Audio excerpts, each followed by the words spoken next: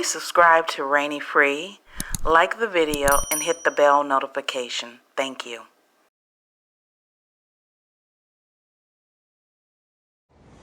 Every day of my life, I approach it with a state of empathy, right? Regardless of what color, what creed, what race you are, I look at people as human beings. I think that's important. But life is always about taking a stand and holding principles. So I want to explain what I feel like my stance is as a black male in this world, okay? And conversations that I've had with my brothers and sisters in the black community. And I want you guys to empathize with it and hear me on it. So when I hear what Kyrie Irving has to go through in order to be reinstated, I'm appalled. I'm appalled. And let me give you examples of how I feel like we don't have the same energy and hold other people who have dealt with racial tropes accountable. So when Sarah Silverman does blackface, or when Don Imus says nappy-headed hoes, or when Howard Stern calls somebody the N-word in the skit, or when Brett Favre takes money from the state of Mississippi, we don't ask them to get sensitivity training. We don't ask them to donate $500,000. We don't ask them to meet with the Black National Caucus. They apologize. And then, you know what? The rest of the world moves on. But what I feel like is happening here, and that's how in the black community, like we've been told that's how the process works, right? Think about that, Bert. That's how the process works. Oh, somebody does a blackface. Oh, it was a misunderstanding. We got it. Okay. You know, is that person really racist? Probably not. Was it ignorant? Probably so. Okay. We understand it. We move forward. We don't like it. We would love to hold them accountable. But society and having a lot of black people in positions of power, we don't have the governability to do that. But what we feel like happens with Kyrie is even after an apology, it's not enough.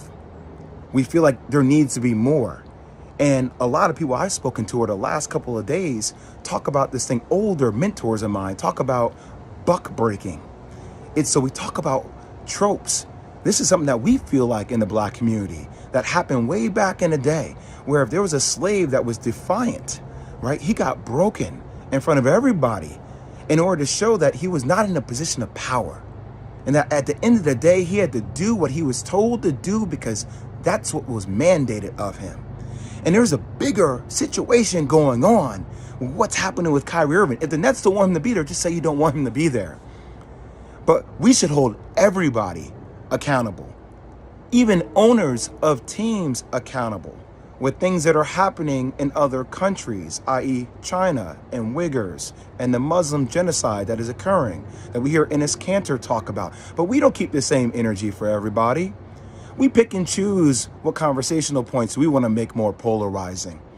And I might lose my job. I might lose deal opportunities in the future for speaking out about even the platforms that continue to promote and profit a movie that is considered anti-Semitic to billions of people.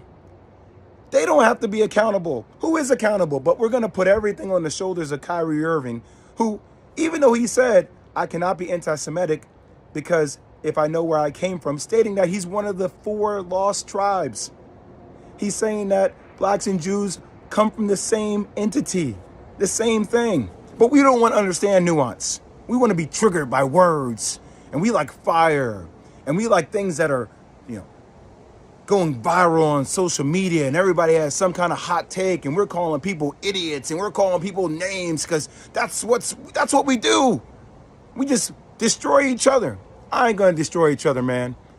I'm not gonna do that. Is Kyrie Irving anti-Semitic? Hell no. Could he have gone about it maybe a different way? That's what I would have advised him to do.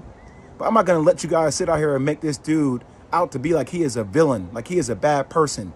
He is looking to explore his heritage.